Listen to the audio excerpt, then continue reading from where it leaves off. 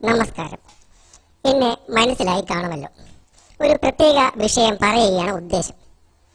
പുതുതായി കണ്ടെത്തുന്ന മരുന്നുകൾ മനുഷ്യനുമേൽ പ്രയോഗിക്കുന്നതിന് മുമ്പ് ഞങ്ങളിലാണ് പരീക്ഷിക്കാറുള്ളത്. അത്തരത്തിൽ പ്രമേഹത്തിനെതിരെ കണ്ടെത്തുന്ന മരുന്നുകൾ ഞങ്ങളിൽ പരീക്ഷിക്കാൻ കഴിയില്ല. കാരണം ഞങ്ങൾക്ക് പ്രമേഹം ഉണ്ടെങ്കിലല്ലേ ആ മരുന്ന് കുത്തിവെച്ചിട്ട് കാര്യമുള്ളൂ. അതിനായി മനുഷ്യൻ ആദ്യം ഞങ്ങളിൽ പ്രമേഹം വരുത്തുന്നതിനായി മരുന്ന് കുത്തിവെക്കും. അതിനുശേഷമാണ് പ്രമേഹത്തിനെതിരെ കണ്ടെത്തിയ മരുന്ന് കുത്തിവെച്ച് ഫലമറിയുന്നത്. അങ്ങനെ ഞങ്ങളിൽ പ്രമേഹം ഉണ്ടാക്കാനായി ഉപയോഗിക്കുന്ന ഒരു രാസവസ്തുവാണ് അലോക്സൻ. ഈ വിഷം കേരളീയർ നിത്യം അകത്താക്കുന്നു എന്ന് കേൾക്കുമ്പോൾ എന്തു തോന്നുന്നു? അതെ, നമ്മുടെ സംസ്ഥാന ഭക്ഷണമായി തീർന്ന പൊറോട്ട എന്ന വസ്തുവാണ് നമുക്ക് ഭീഷണിയായിട്ടുള്ളത്. ഹോട്ടലിൽ കയറിയാൽ കുട്ടികൾക്ക് അത് മാത്രം മതി എന്ന സ്ഥിതിയാണ്. കണക്കുകൾ നോക്കുമ്പോൾ ഇന്ന് ഏറ്റവും കൂടുതൽ പ്രമേഹ രോഗികൾ ഉള്ളത് കേരളത്തിലാണ്.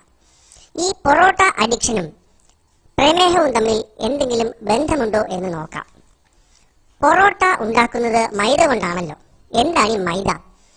ഗോതമ്പിൽ നിന്നും റവ, ആട്ട എന്നിവയെല്ലാം എടുത്തു കഴിഞ്ഞ് കിട്ടുന്ന വെറും വേസ്റ്റ് ആണ് മൈദ. ഗോതമ്പിന്റെ വേസ്റ്റിനെ പൊടിച്ച് മൈദയാക്കുന്ന പ്രക്രിയക്കിടയ്ക്ക് അതിനെ ബ്ലീച്ച് ചെയ്ത് വെളുപ്പിക്കുന്നതിന് ക്ലോറിൻ ഡയോക്സൈഡും സിൽക്ക് പോലെ മൃദുവാക്കുന്നതിന് അലോക്സിനും ഉപയോഗിക്കുന്നു. ഇത്തരത്തിൽ അലോക്സിൻ കലർന്ന മൈദ ഉപയോഗിച്ചുള്ള ഭക്ഷണങ്ങൾ കഴിക്കുമ്പോൾ അലോക്സിൻ ശരീരത്തിൽ കലരുകയും മനുഷ്യ ശരീരത്തിൽ ഇൻസുലിൻ ഉൽപ്പാദിപ്പിക്കുന്ന പാൻക്രിയാസിലെ ബീറ്റ സെല്ലുകളെ നശിപ്പിക്കുകയും ചെയ്യുന്നു.